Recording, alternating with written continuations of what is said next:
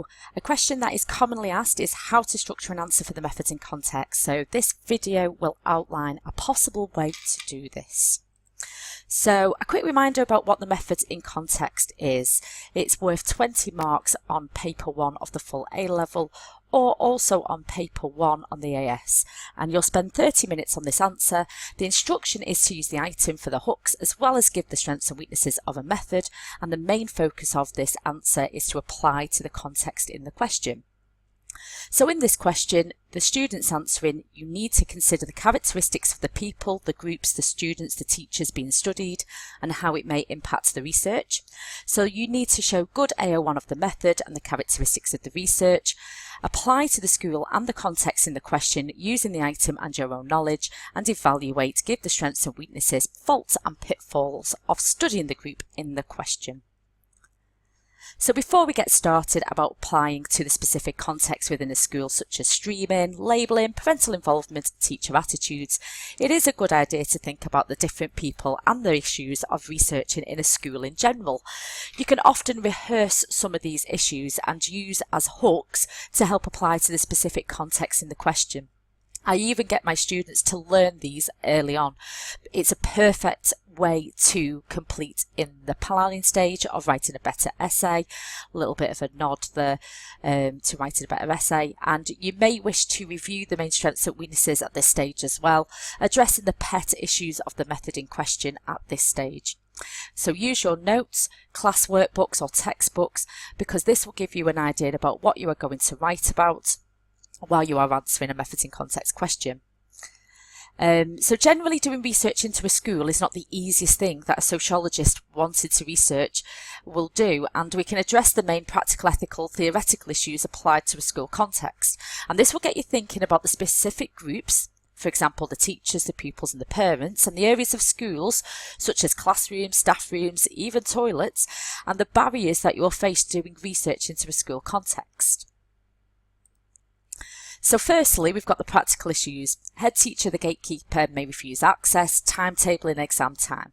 And applied to a context such as investigating truancy, for example, schools with high levels of truancy, it doesn't look good to a prospective parent. So the head teacher, in this case, may refuse that research and refuse the access. On the other hand, research that makes a school look good, into research into high grades, for example, the head teacher might welcome it.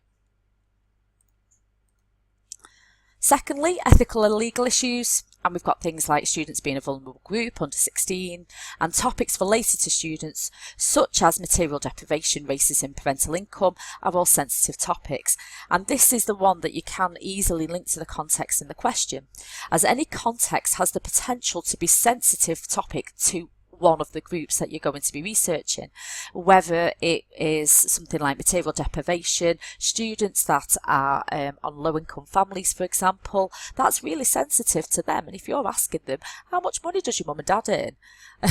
You know, this is really going to cause some embarrassment or upset, or make them aware of deprivation that they didn't even think that they had. So this is one that you could easily develop into a further link. Issues that might affect the validity of the research, so things like teacher in disguise, or even to teachers, they're used to being observed anyway by Ofsted, so something similar to that. Peer pressure, student subcultures and speech codes. And this is useful to know as part of analysis because different students will respond differently to a researcher, and that impacts the validity. So for example, a context about boys and achievement, the working class lads will apply peer pressure to each other. Think something like Willis's working class lads and the way they spoke about school and the homophobic language they used about students who were pro-school, and that might put some students speaking freely in a piece of research. Likewise, if you get and you want to know about extracurricular activities and you've got a bunch of pro-school kids that turn up, and they are more likely to speak in elaborate code, and they're more likely to have positive experiences of school, and they egg each other on and they try to outdo each other. You've got the opposite effect that's starting to occur as well, but this both impacts the validity of the research. And impact of the sample size as well. Who's more likely to volunteer? So people like the post-school kids, they are definitely more likely to volunteer. Anti-school kids, they're less likely to volunteer. That, you know, they're not going to do the homework, so chances are they're not going to fill in a questionnaire for you either. Likewise with parents as well. Middle class parents, they might want to look like good parents. They might feel that it'll give their children an advantage taking part in research.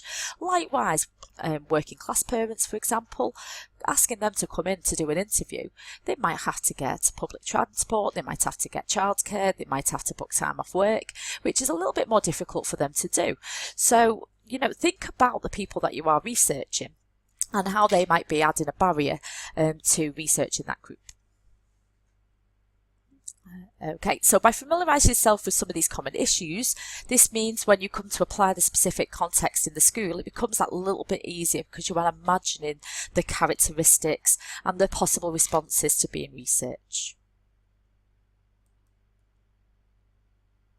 So as a rule, a good structure for the methods in context follows this one, and I found this on the internet, and I think it's just a really easy way, nice and easy to glance at for you to follow. And I'm going to look at it in a little bit more detail. So I'll have a look at an intro and a practical paragraph and with a couple of ideas for you to explore.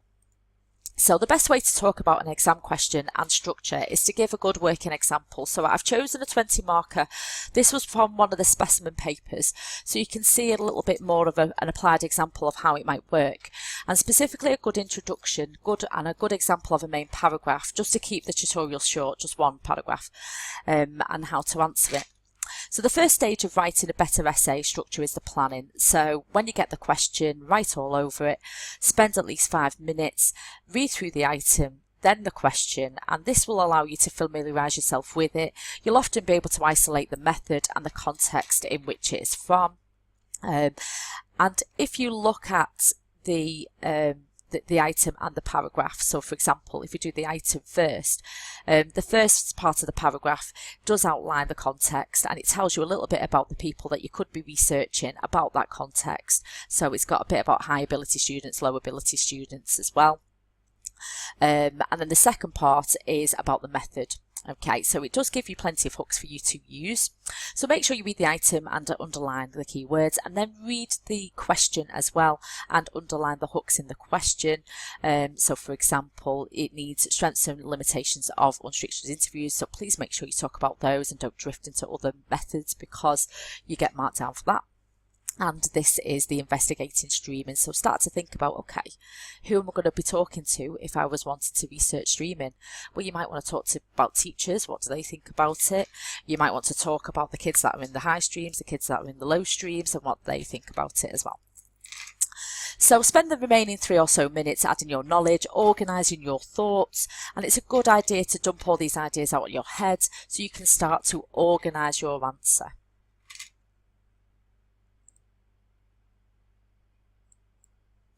So why is a good introduction important? Well, many students struggle with writing an introduction, mainly because they don't really know what should be put into it, but also they miss out that first or the previous phase that I've just gone through, which was planning the answer, getting the ideas down, the spider diagram on the question paper before beginning to answering the question, and then they lose focus. So if you've already read, reread, highlighted, annotated and got some ideas to paper, you'll have a fair idea about what the question is getting at. And with the methods in context, the introduction will differ from the other essay questions because they're not really asking for a debate, they're just asking for strengths and weaknesses of a method applied to a context in education. So make sure that your introduction reflects that. So in writing your introduction, you should be able to show the examiner A, you know what the method is, and B, you are aware of the context that you have to reply to. So here's an example of one that we did in a revision session and we wrote up. So an unstructured interview is a primary method favoured by interpretivists as it attempts to meet their main goal of validity. It does this by being like a conversation of unfixed questions, which allows for qualitative data of thoughts and feelings to be gathered about streaming within school. And as you can see, this will get some of the B3. Okay, so you've got what the primary method is, you've got a bit about interpretivist and the main goals, so that would get a B3. Why is it like a conversation? It's unfixed, which is gaining qualitative data. Okay, superficial application of the word stream in there, it doesn't go any higher than that, but at least it shows the examiner that you know what it is talking about.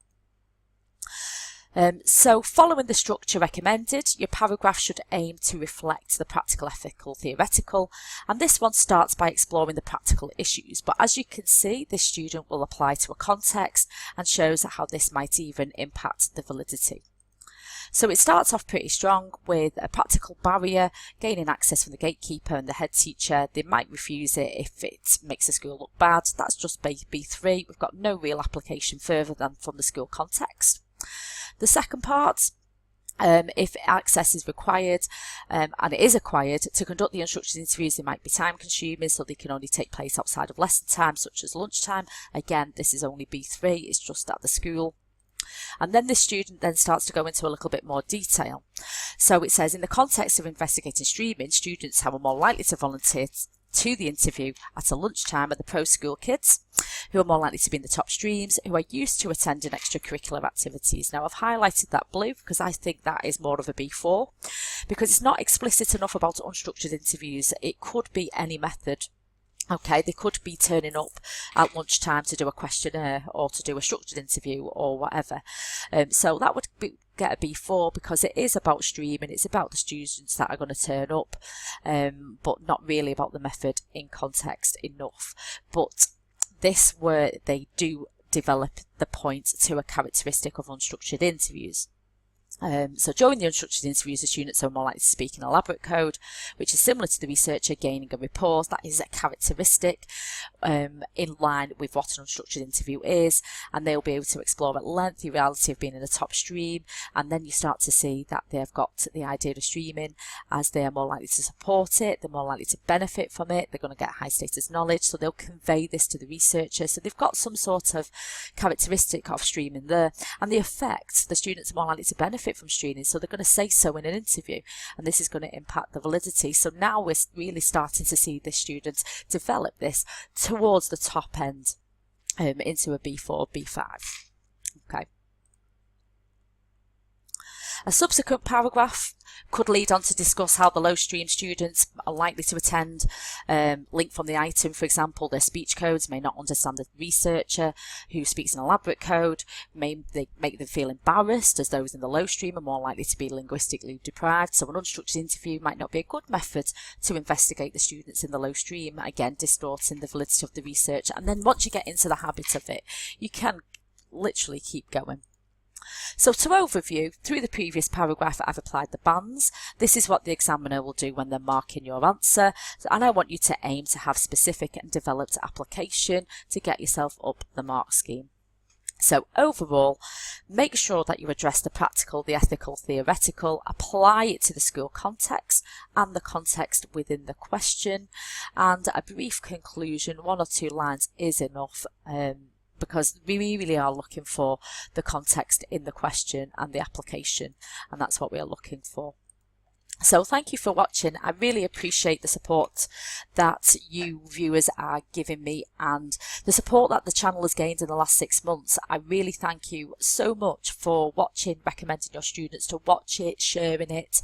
I've seen some shares on the Facebook group, I've seen some shares on Twitter as well, and I really do appreciate it, and I'm glad that you are getting value from these.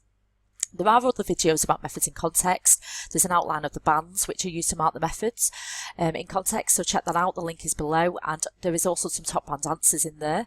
And I've started to produce a couple of podcasts which outline some of the context and issues that you could be asked about, so please check those out also. And if you have any questions, please don't hesitate to comment. I do make it a priority to answer any questions as soon as I can, but definitely have a wonderful day, and we shall speak to you again soon. Thank you so much for watching and have a great day.